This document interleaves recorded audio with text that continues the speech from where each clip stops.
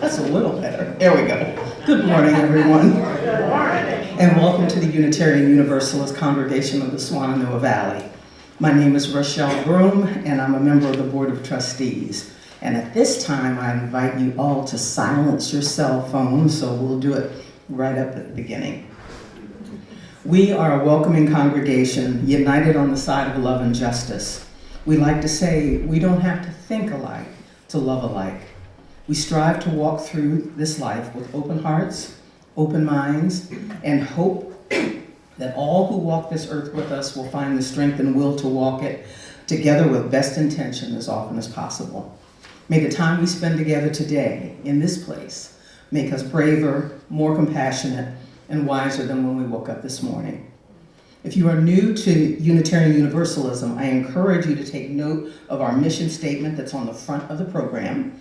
And then in the order of service, we also work together to promote and practice the 8 principles, which are also printed on the outside of your service. It is our tradition to welcome first and second time visitors and those who may not have been here for a while since we're coming back from the summer. To stand if you would love to and introduce yourself and tell us where you're from. So let's start on this side today. Anyone new here? Visitors.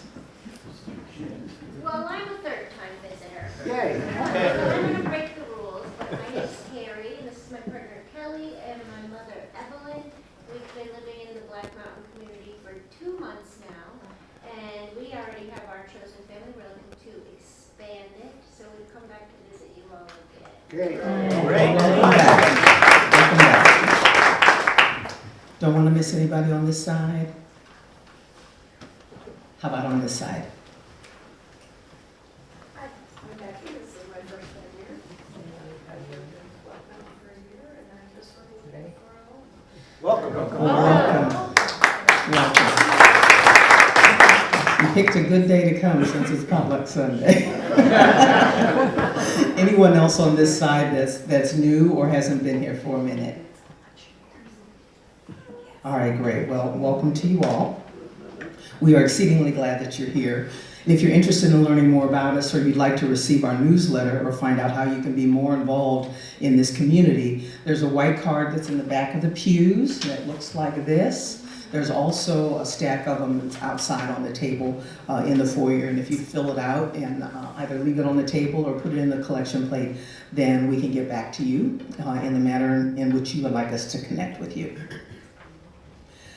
You can also speak directly to one of our membership committees, folks who, about your interest in UUCSV, and they're wearing orange name tags, which is great. You all probably know that we put most of our announcements in the weekly Current that comes out on Thursdays. If you have anything to post in the Current, you want to get that to Michael Donnan, the office administrator, by Tuesday noon, and then it'll hit on Thursday and come to our mailboxes. Also, we have the bulletin board out front where you can post your notices as well. As our final bit of welcome business, it's our practice to acknowledge that the land where we are now gathered has not always been ours to call home. UUCSV acknowledges, with respect, that the land we are on today is the ancestral home of the Cherokee and other indigenous people. The Cherokee, through stewardship, understanding, and conservation, survived and thrived in this land. We acknowledge their enduring connection to their homeland. And with that, let our service begin.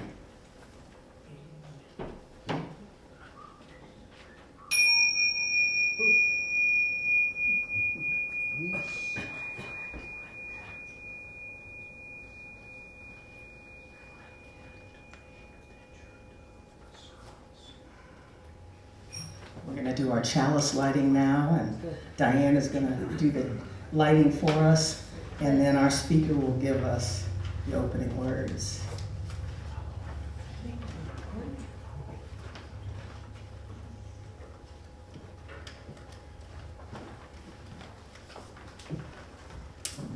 Hi, I'm Linda Metzner. I'm the music director, and I'm back from my surgery. Everything went well. I'm so glad to be back. Thank you so I gave the choir the month of September off, but we were able to get Ruben Orengo to play for us, violinist, wonderful violinist. You might remember him from Christmas, but he's here for Yom Kippur this time. And he's a retired string teacher from Asheville Middle and High School, current member of the Asheville Symphony Orchestra, so excited about playing at First Baptist yesterday, which has beautiful acoustics. And he's the band leader of the Latin jazz band Picante.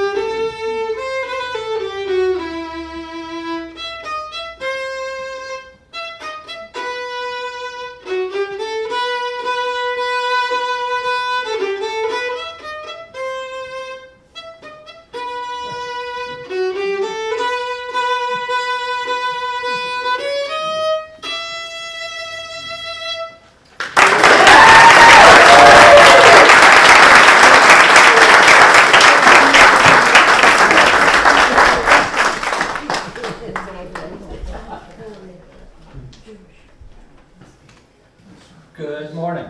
Good morning.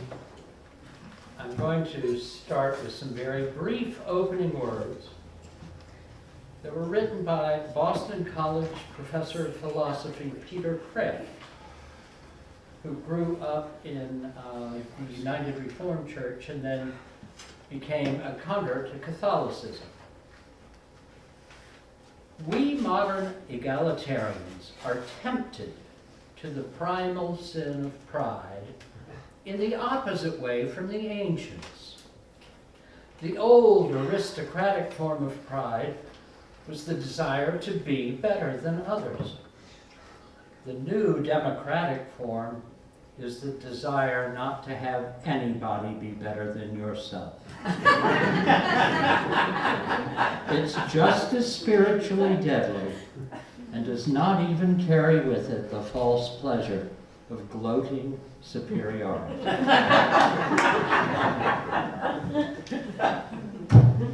Now, let's all rise as you are willing and able and sing hymn number 17 every night and every morning. I'm going to play through this because it's a little bit unfamiliar, and I just want to say the next to last word has 7 notes.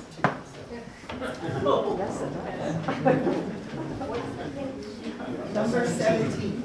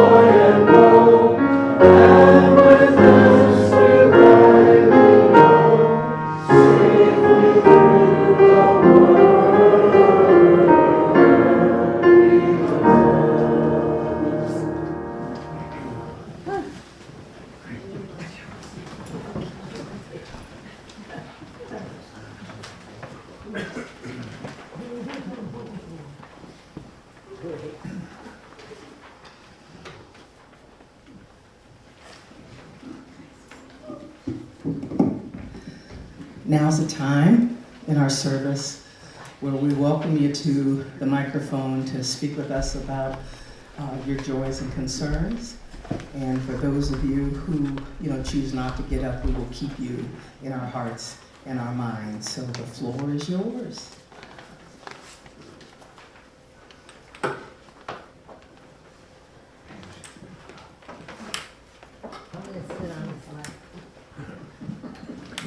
My name is Jim, and I have two joys. First of all, we've now completed 2 of our 8 days of Habitat for Humanity home build with crews on the last 2 weeks, and lunches provided by yet another volunteer for our crew and some others. And it's going really, really well. I talked to some of the workers who were there yesterday, so I thank them in advance. We have about 30 people helping build this home, either providing lunch or working all day for them. That's great. Secondly, this month of September, my wife and I have had the honor and pleasure and duty of being foster parents for Gaddafi, who many of you have met, the little 3-year-old boy. And today he goes home with his foster mom, who has a new approved apartment by the state, and I can't wait for the rest.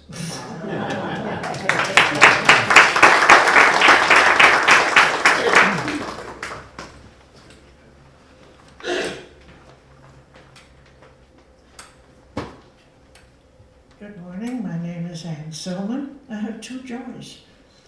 One is that I belong to this church. This is my home, away from home, and I just feel so comfortable here. The other is that I saw my cardiologist for a checkup. She said, "Don't fix it if it isn't broken. I'll see you in a year." All right.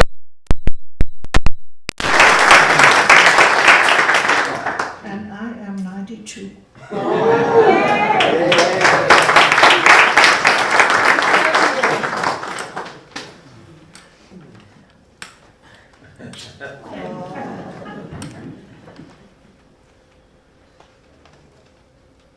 My name is Joy. Microphone. No, you walk over that. Thank you. That's my brother. My younger brother. So,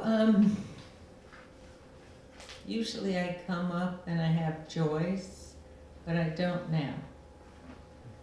And I've been having some memory issues. And I won't be driving anymore.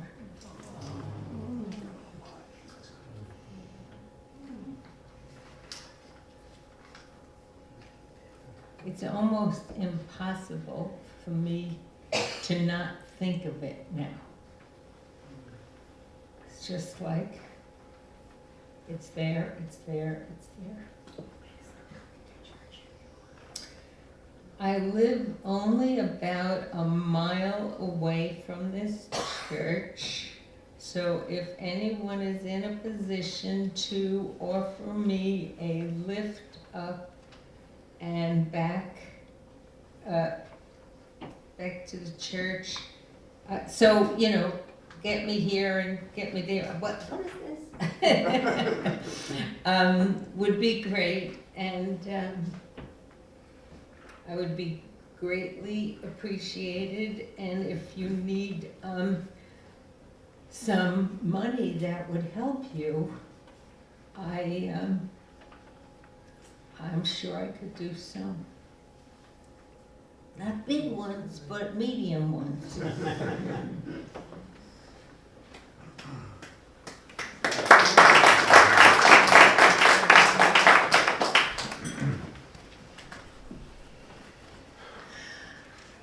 Well, I have joy. I'm bubbling over with joy. I almost didn't make it today. I'm Mary Soyanova, and I just dropped my grandson, Sean, off at the Air Force, where he's going to be going for tests today. But yesterday, I was in Durham, and I swam for Buncombe County in the senior games, and I came in second and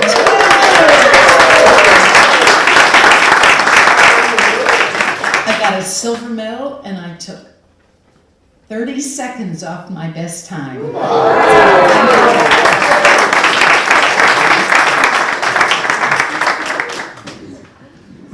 Thanks, Mary. I came in second in a swimming race once. There was only 2 of us, but I'm Larry Perlman, and I have a joy. Many of you know that the museum in town, the Swananoa Valley Museum, has 2 hiking series. They have a historic series and they have a rim series, and I finished the historic series years ago. The rim series, when you're done with it, I think there's 11 hikes or 12. When you're done with it, you've hiked the entire Swananoa Valley rim. And I did my final hike last Saturday to complete that series.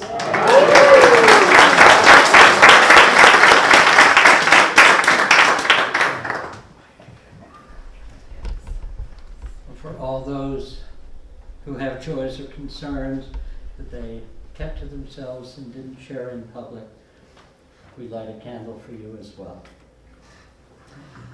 This congregation, as Jim Carrillan so well pointed out, gets involved in many things. Talking to the mic. He's got his own mic. No, he's not. It's good. It's on. It's working. We do Habitat for Humanity. We help with all sorts of community efforts. The only mic that's on is the blue mic. How about this one?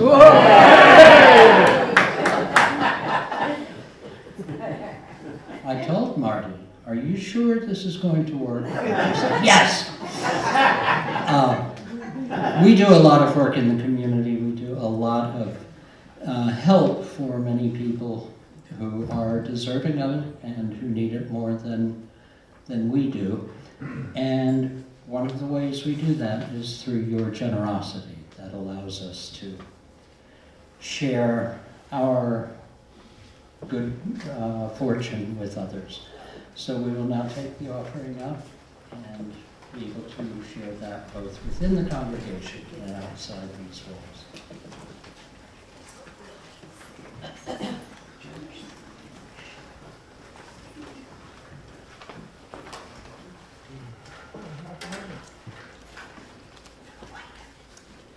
If you can't change 100, just throw the whole thing.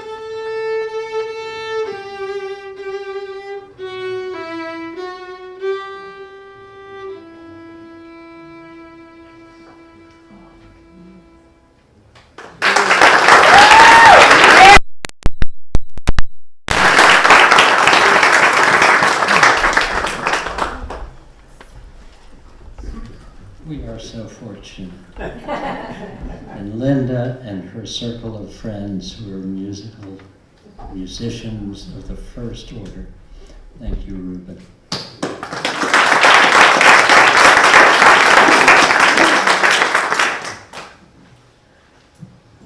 Michael usually has a meditation, and I don't, because to me this entire sermon is a meditation. A few days ago, a number of activists marched in West Asheville to recognize the International Day of Peace. And they had a good point. They're opposed to nuclear weapons, war as an answer to global problems, and overall to the entire military-industrial complex. President Dwight Eisenhower warned against that in his farewell address, because General Dwight Eisenhower understood the likelihood of the United States becoming a new Roman Empire and trying to impose a Pax Americana on the world. Ike was really good as a general at conducting a hot war. Cold War, he didn't like the idea, and he really didn't like the people who profiteered from it. Now, I bring this up because we as UU have a long history of demonstrating for peace, civil rights, equal justice, against war. We protested against the Vietnam War and Iraq and Afghanistan. Even today, we do a lot to support refugees from the Taliban's theocracy. Now, among the anti-war peace protesters and marchers last week, there were a few who were there to protest the new Raytheon plant in Arden. That's the plant that's going to produce airfoils, which are one of the innards of jet engines and make them run more efficiently. Those engines are used for both commercial jets and for military planes like Pratt & Whitney's F-35 fighter jet. So when it comes to a new military industrial plant in Arden building engine parts for F-35 fighters, of course we ought to be against it, right? That's a rhetorical question. Good. Now, some of you know that I'm not only a birthright Unitarian, in which I take great pride, but I'm also an active member of the Ethical Humanist Society of Asheville. And Ethical Humanists, just like we do, have a very engaged, active ethical action committee. And like our social action committee here, we support all the usual progressive issues and activities, like the crop walk today, and petitioning for increased funding for public schools, literacy programs, you name it. If a bunch of liberals are for it, we'll be right. So a few weeks ago, the chair of the Ethical Action Committee at the Ethical Humanist Society asked the board there to support the International Day of Peace March. And not to disparage my ethical friends, but the action was originally presented, not quite accurately, not as a march for international peace, but primarily as a march against Pratt & Whitney. And for some reason, I wasn't very enthusiastic, and I wasn't sure why. I couldn't just say, no, let's not do it, because we operate by consensus, and if a board member says, no, I withhold, or I block consensus, it doesn't happen. And I wasn't ready for that. I needed to figure out where I stood. My first thought, of course, was, well, it's a done deal. It's already going into operation, so it's an exercise in futility, even if it is for the right reasons that we protest. We'd just be tilting at windmills. But my second reaction was, is it for the right reasons? More than 100 people, I think 120 people, have already been hired and gotten jobs there, well-paying jobs. The average wage is $68,000 a year. Asheville's the most expensive place in North Carolina that you can live. So these folks, and ultimately Raytheon plans to hire another 600 or so for a total workforce of over 700. These people have left their other jobs, maybe at Ingalls or in construction or landscaping, whatever, and they've invested time at AB Tech, which set up a special training program, for the new plant. And a lot of them have really started building their lives around potential new careers. Maybe they'll finally be able to get a new car. Maybe they'll be able to do improvements on their homes, or even buy a house after paying outrageous rent for apartments. They've made personal investments in deciding to take these jobs. And for all I know, those investments could also be beneficial to the rest of us. Like if a homeowner now has the money to replace an old polluting oil furnace with solar panels. That's not a bad thing, right?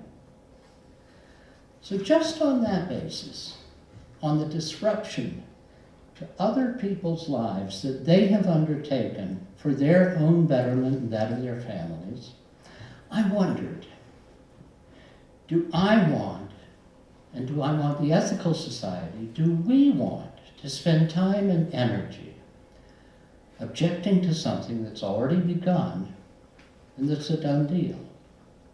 People tried to stop it before and they couldn't, so why now? Well, obviously, succeeding in a protest is not always a measure of the importance of protesting. Making the statement, even when you know it will fail, that can count too. But our elected city and county officials, who are a pretty progressive bunch, they were almost unanimous in supporting this project. And that includes African American representatives on both bodies, like Al Whitesides on the county commission, and Sandra Kilgore from city council. They supported this plant because people in their communities have so often been left out of well-paying jobs and careers. Who am I to try to shut it down? For another thing, the plant is going to bring economic benefits to the whole region. This is my reasoning, without adding more tourism. Do we really want more hotels and motels that raise the cost of housing for residents? And to have more tourists here putting more wear and tear on our infrastructure? I thought about all these things. And then I thought about my own personal history. I'm the beneficiary of a family whose success came from just such a plant. When American Enka came to town in 1928, my dad landed a well-paying job. He actually didn't get it till the year after. But that job enabled him to get a college degree in chemistry. And my family, as a result, lived a middle-class, educated, upwardly mobile lifestyle. His parents were tenant farmers in Georgia. And yet, almost every one of my 23 cousins, their grandchildren, went to college, thanks to American Enka and Champion Fibers out in Canton. So should I, as a member of this elite, educated, middle-class segment of this community, begrudge thousands of other people in this region who are less privileged a similar opportunity? I didn't think so. Now here at this church and at the Ethical Society, we are a pretty elite group. We're not necessarily rich, I'm not, but we're privileged and educated and connected and able to aim for and accomplish the goals we set for ourselves. Some of those goals are absolutely terrific. Working for a clean environment, feeding the hungry, protecting our natural resources. But I'm a native of Asheville, and I remember, and in fact I still know, some of the people who don't have those privileges, whose children and grandchildren are at public schools that the legislator is stripping of funds, and did it more this week. And those families can't afford to send their kids to private college prep schools like the one I attended. Their cars are on their last legs. Some of them face medical debt that can last for decades.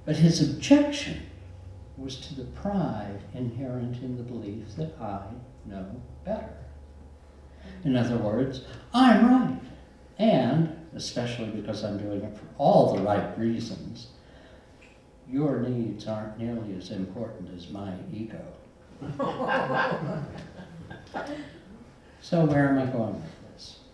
Well, when we look at the biblical history of pride, the first sin ever committed was an act of pride, when beautiful angel Lucifer, the son of the morning, in his pride refused to recognize God as the supreme Lord of the universe, and he was exiled. He fell from heaven. That's what goeth before a fall means, according to Proverbs 16. Pride was also the snare that seduced all of humanity, every one of us, as Adam and Eve succumbed to their ambition. Well, Eve's, because it's always the woman's fault, right? Their ambition for knowledge to become like God themselves, knowing good and evil. So they no longer needed God to tell them what was good and evil. And they too fell. They were kicked out of Eden as a result of their pride.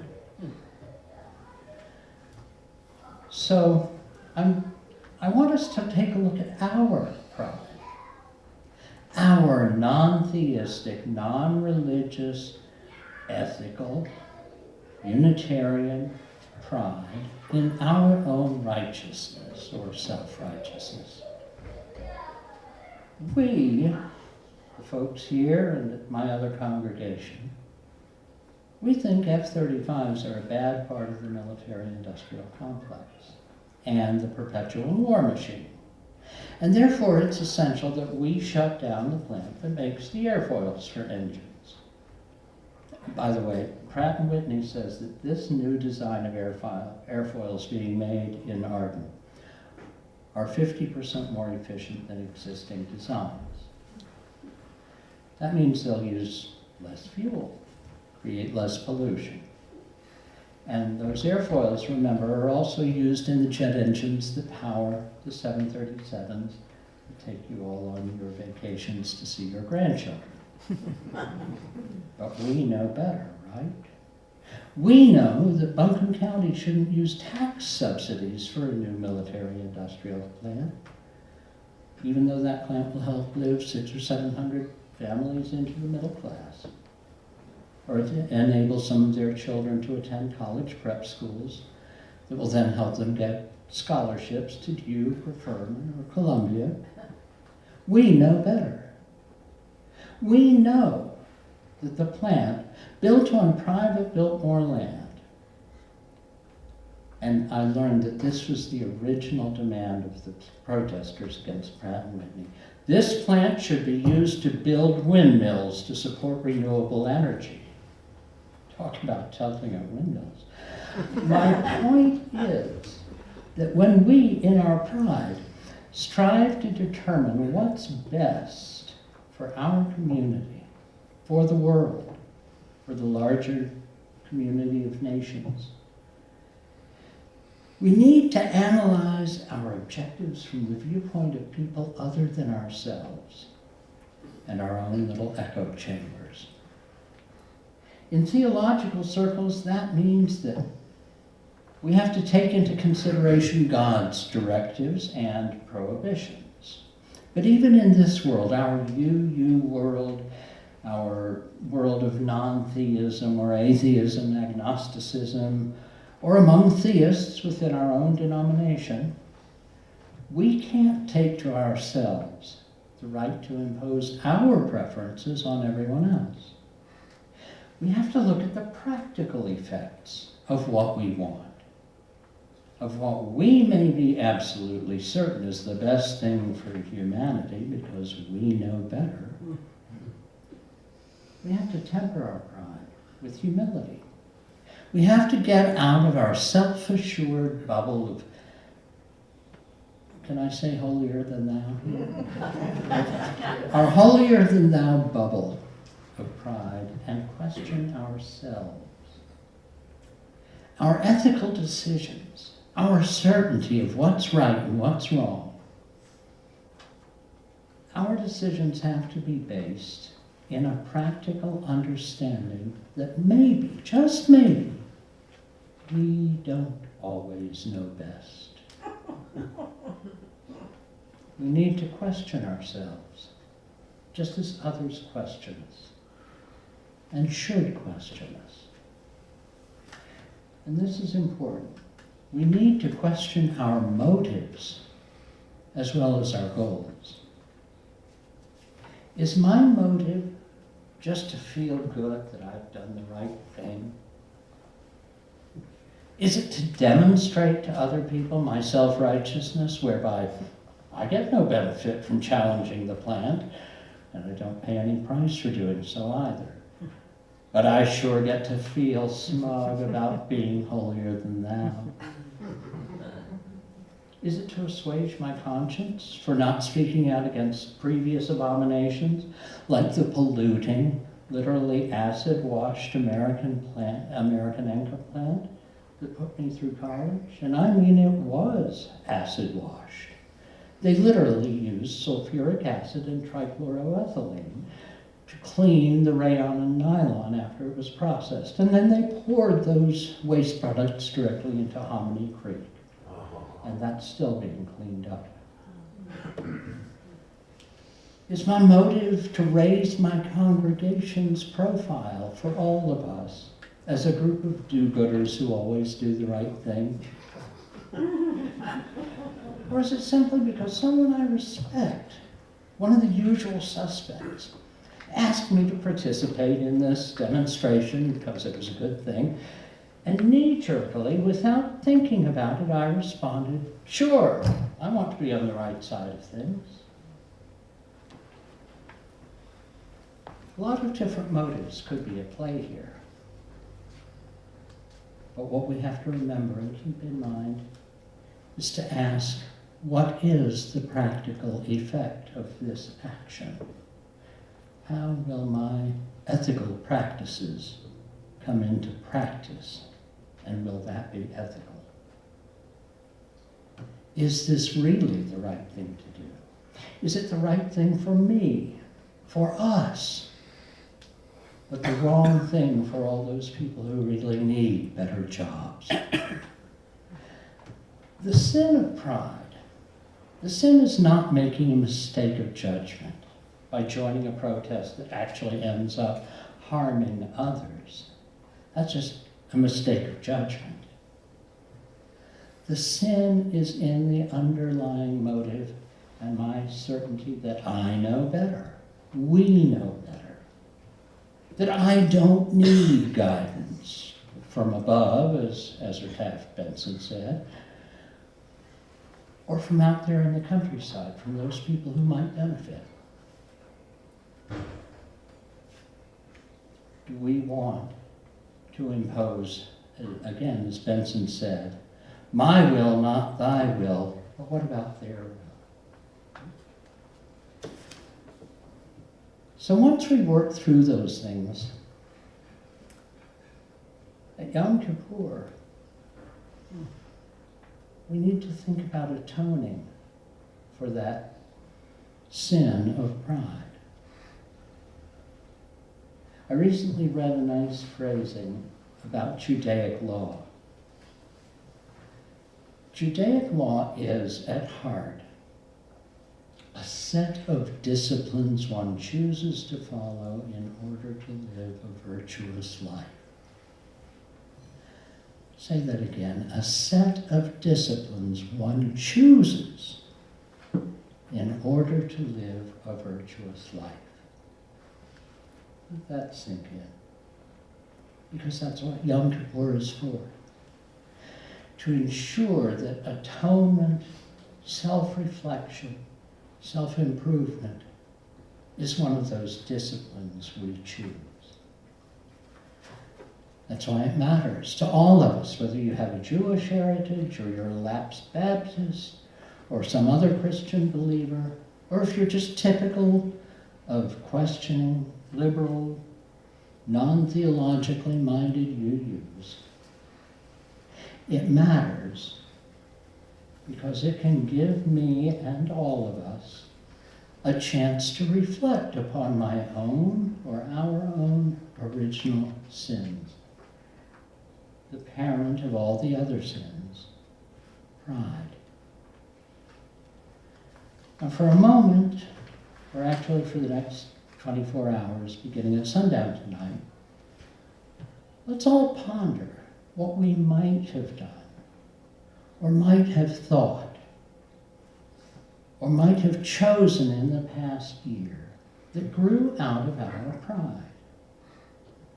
Ask yourself, have I done something, or even better, what have I done, because we've all done something, that I shouldn't have, that hurt someone else, something that I simply regret doing?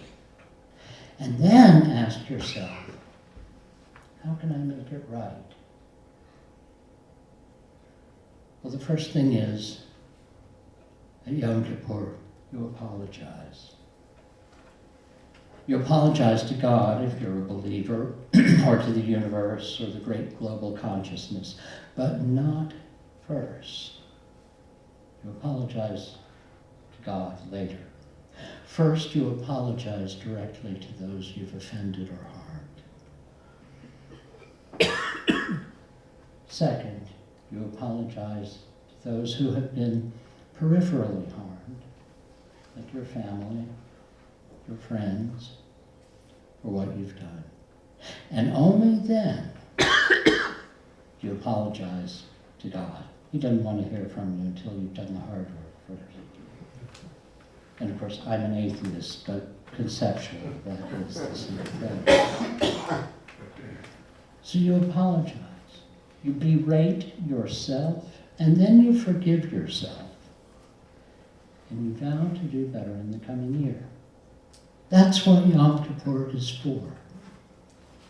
For all of us. For Jews, for Catholics, for UUs, for nuns, for atheists, for human beings. We all need it. We need to reflect and atone and improve. We need it to be better people. And isn't that what we all want? To be better people for ourselves and for the person to the left or right of you in the next pew, and certainly for the kids in RE. We want to be better people. Now, Yom Kippur begins tonight at sundown and lasts for 24 hours. And it's a day of fasting and a day of abstention from sexual activity, from bathing, from anointing oneself with oil, and even from wearing leather shoes. Why? Because in Old Testament times, leather shoes were a sign of prestige and prosperity. So wearing leather shoes was, what was it? A sin of pride. So tonight and tomorrow, particularly in those 24 hours, but through the rest of the year too, you're asked to be humble, to be abstemious, and maybe put on a pair of old canvas kids, or stay in your house slippers. Stay home and reflect upon your life, and let it be a better one. May it be so.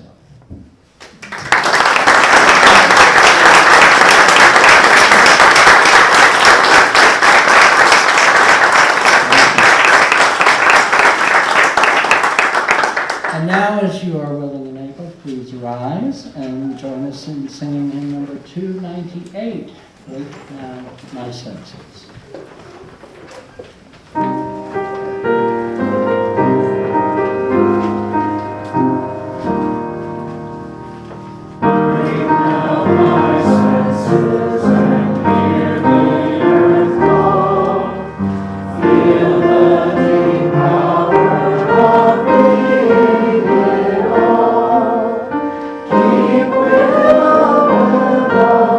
Creation, your vow.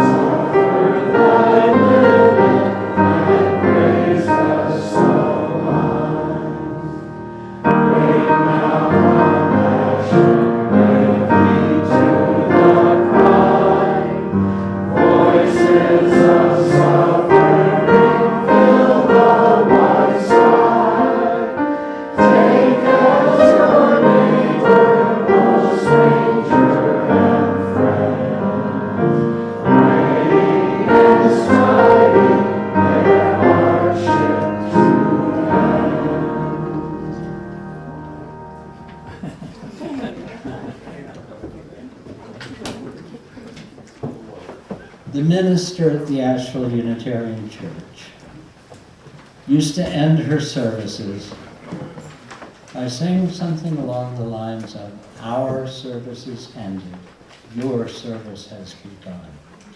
Go out and share your blessings with the world." And I will reiterate that, to go out and share your good fortune with all those who need.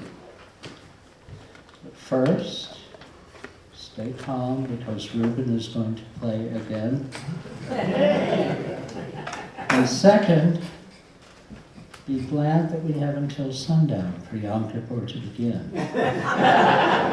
Because this is the 4th Sunday, and there's a wonderful potluck waiting in the foyer. And that means you're all free to indulge in one more sin, gluttony, for just a few more hours. Reuben.